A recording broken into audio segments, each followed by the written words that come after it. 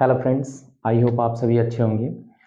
Friends, वैसे तो मैं जितने भी अभी तक वीडियोस आप तक शेयर कर रहा था या जो भी इन्फॉर्मेशन शेयर कर रहा था वो मोस्टली बीएड से रिलेटेड था। ठीक है, बीएड से रिलेटेड प्लस हम लोग जो हाई कोर्ट में या सुप्रीम कोर्ट में केस लड़ रहे हैं उससे रिलेटेड था। ठीक है, बट आज का जो टॉपिक है वो थोड़ा सा डिफरेंट है, बट है अल्टीमेटली हम ही लोग के लिए। ठीक है, हम लोग के लिए इन द सेंस अभी हमारे पास जो सेलेक्टेड स्टूडेंट्स हैं वो तो चलिए कोर्ट केस वगैरह वगैरह देख रहे हैं, बट बहुत सारे स्टूडेंट्स ऐसे हैं आज की डेट में भी जो सिलेक्शन नहीं ले पाए हैं। उसके दो कारण हैं, या तो वो टीचर का जो अभी एग्ज़ाम हुआ है वो सही से नहीं दिला पाए, या उनकी प्रिपरेशन में कुछ कमी रही होगी, या प्रिपरेशन उनकी सही तरीके से नहीं होगी, या सब चीज़ सही रहने के बाद भी एग्ज़ाम सही नहीं गया होगा।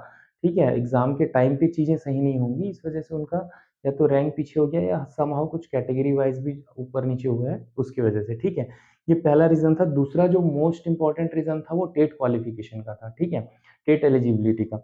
बहुत सारे स्टूडेंट्स तो ऐसे भी थे जो एग्ज़ाम तो दिलाए थे, नंबर भी अच्छा लेके आए थे, बट उनके पास फिलहाल टेट नहीं था किसी भी तरह का, है ना? स्टेट का ना सेंट्रल का, कोई भी नहीं।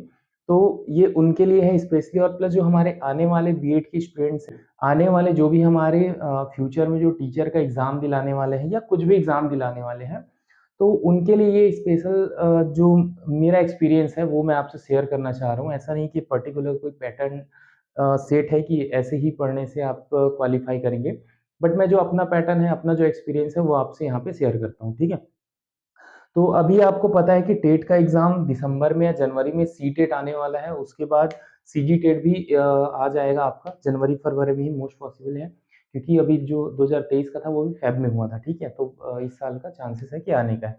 उसके बाद टीचर के एग्ज़ाम्स वैसे तो अभी 3rd डीवीसीएट का हुआ है, असिस्टेंट टीचर का प्लस 4th हट का हुआ है, टीचर का प्लस लेक्चरर का भी लिस्ट आ रहा है। वो सारा कंप्लीट हो जाएगा, फिर चुनाव कंप्लीट हो जाएगा, चुनाव के बाद फिर से टीचर का एग्ज़ाम आने वाला है, जो मैदानी क्षेत्र में आएगा। ठीक है, बहुत सारे लगभग 57,000 पोस्ट अभी भी हमारे छत्तीसगढ़ में खाली हैं। ठीक है, तो वो एग्ज़ाम आने वाले हैं। तो सबसे पहले हम देखते हैं कि हमको क्या करना होगा, क्या स्ट्रैटेजी हमें अपनानी होगी कि हम ये टेट भी क्लियर कर लें और टीचर का एग्ज़ाम भी क्लियर कर लें। ठीक है?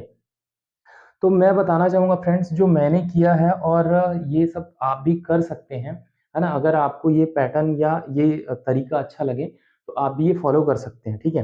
तो सबसे पहले मैंने लिखा हुआ है रीड कंप्लीट सिलेबस। तो अभी क्या होता है फ्रेंड्स, हमने देखा है जनरली कि हम किसी भी एग्ज़ाम को दिलाने के लिए फ़ॉर्म तो डाल देते हैं, ठीक है? हमको आइडिया भी रहता है कि क्या-क्या है सिलेबस में, अप्रॉक्सिमेट आइडिया रहता है कि कौन-कौन से सब्जेक्ट है, कौन-कौन से टॉपिक्स हैं। बट हम क्या करते हैं, उसको कंप्लीट स्टडी नहीं करते। बहुत सारे लोग या तो बस ऑनलाइन पीडीएफ देख लेते हैं, ठीक है? या किसी से सुन लेते हैं कि ये सब्जेक्ट है और ये मुझे पढ़ना है।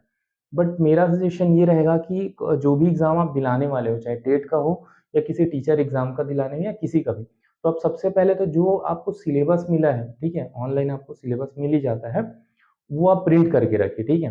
उसको प्रिंट करके रखिए और स्टेप बाय स्टेप उसमें जो भी आप पढ़ रहे हैं ना, वो उसको मार्क करते चलिए। पेन से, पेंसिल से, हाइलाइटर से, जैसे भी आप मार्क करते हैं, तो वो सिलेबस को एक बुक की तरह मार्क करते चलिए जो भी आप पढ़ रहे हैं, और वो फिर जो-जो आप पढ़ते जाएँगे ना, वो उसमें टिक होते जाएगा। जो पेंडेंसी रहेगी, वो दिखते जाएगा। तो आपको पता चलते जाएगा कि आपने क्या-क्या अभी तक पढ़ लिया है। ठीक है? दूसरा पॉइंट मैंने लिखा हुआ है easy to hard. Easy to hard कहने का मतलब है कि मान लीजिए जैसे टीचर का एग्ज़ाम है हमारा या स्टेट का एग्ज़ाम है, इसमें बहुत सारे सब्जेक्ट हैं, हिंदी है, इंग्लिश है, ईवीएस है, एसटीएस है, साइंस है या मैथ्स है या जो भी आपको अच्छा लगता है, ठीक है?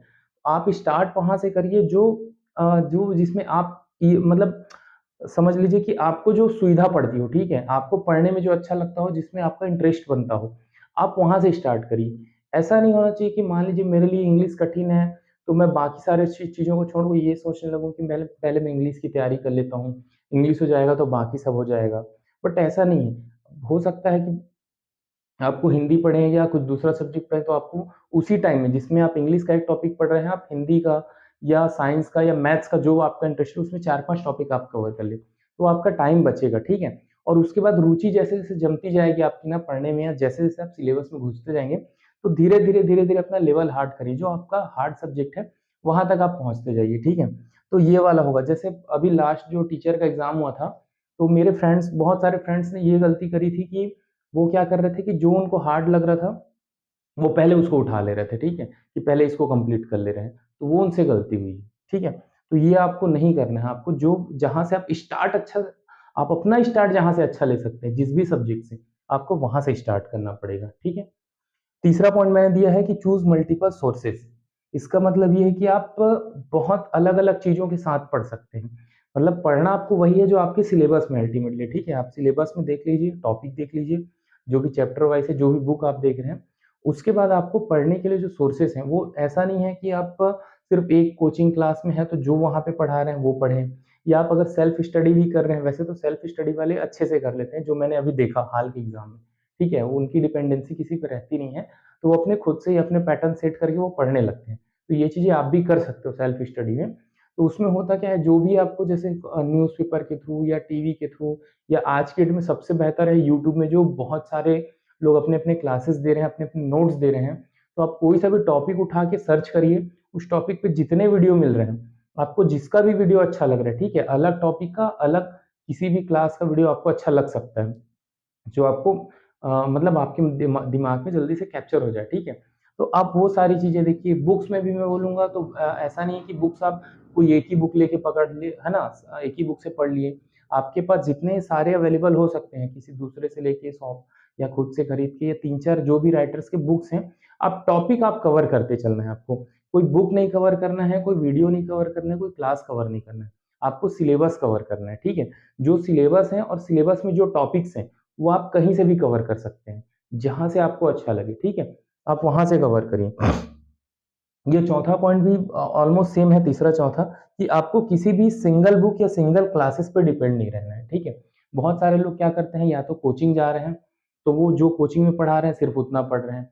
बहुत सारे लोग क्या कर रहे हैं कि ऑनलाइन क्लासेस तो ले लिए हैं, है ना? और उस क्लास के भरोसे ही बैठे हुए हैं कि जो-जो क्लासेस में वहाँ पे जो वीडियोज़ हैं, वहाँ पे जो नोट्स हैं, सिर्फ़ वही पढ़ना है, ठीक है? और कई लोग क्या करते हैं कि कोई बुक खरीद लिया, किसी भी पब्लिकेशन का, कोई किसी भी राइटर का बुक खरीद लिया है और सिर्फ़ उसी पे डिपेंड हो गया है कि यही आएगा। तो देखिए, ये सारी चीज़ें अच्छी तो होती हैं, बुक्स भी सारे अच्छे होते हैं, है ना? सारे नोट्स भी, सारे क्लास भी अच्छे होते हैं। हर आप जितने भी क्लास उठा के देखिए, हर कोई आपको अपने हिसाब से अच्छा ही सुझाव देगा और सही तरीके से गाइड करेगा। लेकिन स्टूडेंट्स का जो माइंड है ना, वो हर किसी का एक जैसा नहीं रहता, ठीक है? हर किसी को अलग-अलग तरीके से समझाना पड़ता है, या हर किसी की समझ अलग होती है। हो सकता है मुझे एक्स क्लासेस का वीडियो अच्छा लगता होगा, किसी को वाई क्लासेस का अच्छा लगता होगा, दोनों पढ़ाते अपनी-अपनी जगह पे सही हैं, ठीक है? अपना मैसेज वो एक ही देते हैं, बट ऑब्जर्व मतलब उनके पढ़ाने का तरीका अलग रहता है थोड़ा-थोड़ा, ठीक है? तो उसके हिसाब से आप अपना जो भी अच्छा लगता होगा आपको ना, जो भी बुक, जैसे मैं अगर अपनी बात करूँ, तो अभी हाल ही में देखिए, बाय प्रोफ़ेशन मैं भी ऐसा नहीं था कि मेरे पास बहुत ज़्यादा टाइम रहता होगा, ठीक है? आज के डेट में मैं टीचर हूँ, इससे पहले मैं टेलीकॉम पिछले 8-10 साल से मैं जॉब कर ही रहा हूँ, तो मैं टेलीकॉम डिपार्टमेंट में काम कर रहा था। जिनको पता होगा टेलीकॉम का, अगर थोड़ा भी नॉलेज होगा, तो उनको पता होगा कि हम मतलब टेलीकॉम का कोई भी एम्प्लॉयी हो, उसके पास टाइम बिल्कुल भी रहता नहीं है कि वो स्पेसिफ़िक अपने लिए पर्टिकुलर कोई टाइम निकाल सकते हैं। वो सुबह 6 बजे से लेके रात के 10 बजे तक वो ऑन कॉल बिज़ी ही रहते हैं दिन भर, ठीक है? कहीं न कहीं। तो वो सेम प्रोफ़ेशन में मैं भी था, बट मैंने 1 महीने की छुट्टी ली थी, है ना? इसलिए ये पढ़ पाया हूँ और आज आपको अपना एक्सपीरियंस शेयर कर रहा हूँ। तो वही चीज़ है, आपके पास देखिए, एक तो टाइम लिमिटेड रहता है, हर किसी के पास ऐसा बहुत ज़्यादा टाइम तो रहता नहीं कि दिन भर पढ़ते रहें, है ना? जिनके पास रहता है वेल एंड गुड है, बट नहीं रहता, वो भी लिमिटेड टाइम में बहुत कुछ पढ़ सकते हैं। आपको जिस भी जगह से जो भी पॉइंट्स मिल रहे हैं पढ़ने के लिए, ठीक है? तो वो आप पढ़ सकते हैं। यहाँ पे मैं स्पेशली किसी बुक का या किसी क्लास का नाम नहीं लूँगा, ठीक है? क्योंकि थोड़ा-सा प्रमोशन वाला कहानी आ जाएगा, या कुछ दिक्कतें हो सकती हैं इस वजह से, बट आप अपने हिसाब से चूज़ कर सकते हैं। तो ये पॉइंट्स थे, जिस तरह से आपको अपना प्रिपरेशन करना है। और आपको बताना चाहूँगा कि टेट का एग्ज़ाम अभी मेबी दिसंबर में या जनवरी में, है ना? अपना सी-टेट का आ जाएगा, और उसके बाद में सी-जी-टेट का भी 2024 में पहले, दूसरे, तीसरे किसी महीने में आ सकता है। और टीचर का एग्ज़ाम, जो बचे हुए बच्चे हैं, जो अभी क्वालीफाई नहीं कर पाए हैं, उनके लिए है, तो वो अभी से स्टार्ट कर दें अपना। सिलेबस ऑलमोस्ट सेम रहेगा, तो वो सिलेबस उठा के आप अपना पढ़ाई शुरू कर दीजिए, ठीक है? जैसे चुनाव होगा आने वाले समय में, 1 साल में, 1 साल, डेढ़ साल में, बहुत सारी वैकेंसीज़ निकलेंगी, है ना? उसमें मोस्टली सारे निकलेंगे, लेक्चरर की भी, ठीक है? टीचर की भी, असिस्टेंट टीचर की भी। तो आप जिस भी चीज़ के लिए एलिजिबल हैं, है ना? जिस चीज़ के लिए आप क्वालिफ़ाइड हैं, आप उसके लिए तैयारी करते रहिए और अभी से पढ़ते रहिए। ऐसा नहीं होना चाहिए कि एकदम से एग्ज़ाम का नोटिफ़िकेशन आएगा, तभी जाके मैं स्टार्ट करूँगा। थोड़ा बहुत कम से कम वीडियो में या टॉपिक्स उठा के आप देखते रहिए। सेम टेट के केस में भी वही है कि जिनका भी टेट क्वालिफ़ाइड नहीं हुआ है, वो अभी से स्टार्ट करें पढ़ने के लिए, ठीक है? ऑलमोस्ट अक्टूबर खत्म होने वाला है, नवंबर, दिसंबर 2 महीने आपके पास बचे हैं, 2 महीने मतलब 60 दिन। अब 60 दिन में अपना सिलेबस उठा के देखेंगे ना, तो एक सब्जेक्ट के लिए आपको 10 दिन भी नहीं मिलेगा प्रॉपर, ठीक है? तो आप अभी से थोड़ा-थोड़ा, थोड़ा-थोड़ा प्रिपरेशन करिए, धीरे-धीरे उसमें घुसते जाइए। एक बार जैसे आप घुस जाएँगे ना, आपको ऑटोमेटिक अच्छा भी लगने लगेगा और ईज़ी भी लगने लग जाएगा, ठीक है? एक चीज़ और है, बहुत सारे एक छोटा-सा पॉइंट ऐड करूँगा। बहुत सारे स्टूडेंट्स ऐसे हैं, कुछ तो बहुत सारे मेरे फ्रेंड्स भी हैं, जिन लोगों ने टेट तो क्वालिफ़ाइड कर दिया बट टीचर का एग्ज़ाम नहीं क्वालीफ़ाई कर पाए।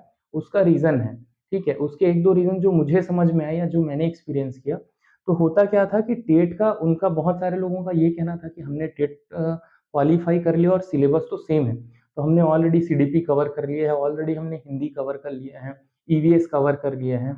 इस वजह से हमको ज़्यादा पढ़ने की ज़रूरत उस सब्जेक्ट को नहीं है, हम किसी एक ही चीज़ को पढ़ते हैं अभी, ठीक है? तो उन्होंने क्या करा अपना पूरा का पूरा टाइम एक चीज़ पे दे दिया, ठीक है? और रिफ्रेशमेंट के तौर पे लिया। तो आपको बताना चाहूँगा कि जो टेट का क्वालिफ़िकेशन लेवल होता है, ठीक है? क्राइटेरिया जो होता है, वो टीचर के एग्ज़ाम से डिफरेंट होता है, ठीक है? ये मेरिट बेस पे इसमें आपको लगना है और ये तो एक फिक्स परसेंटेज है, ठीक है? जनरल है, अगर सीजी टेट की बात करूँ तो 55% में जनरल पास हो जा रहा है, 50% में आपका क्या बोलना चाहिए, जो कैटेगरी वाले हैं वो पास हो जा रहे हैं, ठीक है? वो एलिजिबल हो जा रहे हैं।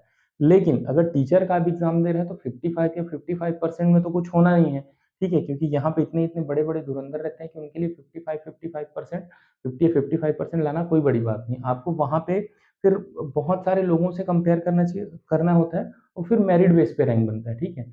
तो वही है, ज़रूरी नहीं कि आप टेट का सिलेबस आप कवर करके टेट क्लियर कर लिए तो टीचर का भी हो जाएगा। हाँ, हेल्प आपको बिल्कुल मिलेगा, सेम-सेम टॉपिक मिलेंगे, सेम-सेम सब्जेक्ट मिलेंगे, आपको हेल्प मिलेगा, बट आपको उसको इम्प्रूव करना है।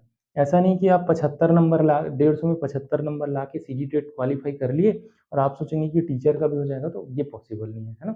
तो इस चीज़ को थोड़ा-सा ध्यान दीजिएगा, ये जो भी है ना? और हमेशा हर चीज़ों पे पॉज़िटिव रहिएगा, जो भी चीज़ें आपको नेगेटिव लेवल पे जा रही है, जो चीज़ें आपको समझ में नहीं आ रही है, उसको फिलहाल थोड़ा-सा साइड में रखें, जो चीज़ें समझ में आ रही है, आप उस पे आगे बढ़िए, ठीक है? बस इतना ही था। Thank you.